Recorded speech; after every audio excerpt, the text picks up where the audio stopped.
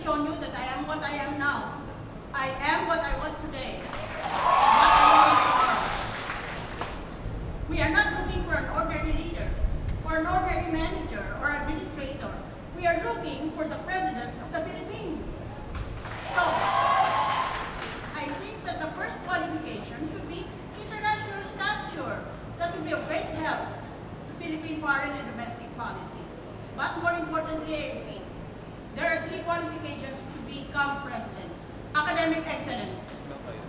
Ako, may doctorate ako in juridical science from America.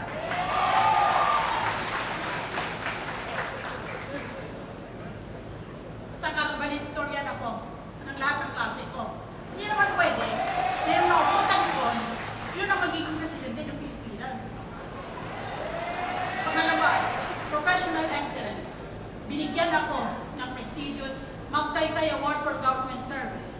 Quote, for bold and moral leadership in cleaning up a corrupt government agency.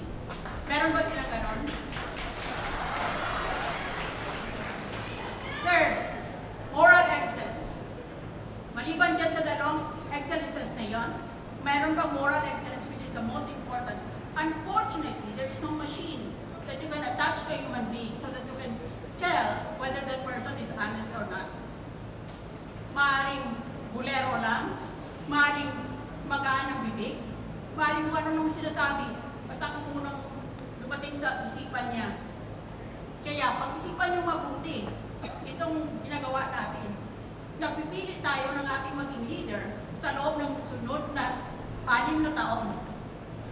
Hindi tayo pwede mamili sa base lang ng kursunada o dahil uso doon sa mga gang ninyo or sa mga tribes ninyo sa eskwela. We are all united in this endeavor to improve and reform the Philippines. Akala ng iba, palaging ganito na lang tayo. Hindi. Lalabanan natin itong korupsyon na naging bunga at sanhi ng ating kahirapan. We can fight corruption. I have shown it in Immigration Commission. I have not allowed my words to overcome my deeds. At for those who think that I should withdraw because I have once been a cancer patient, this is what I say. I am now normal. I can think and I can act and I can pray. Ngayon, gusto niyo akong urong? Sinasabi na nga ninyong nag-urong na si Miriam. Biro mo, ang lakas pati sa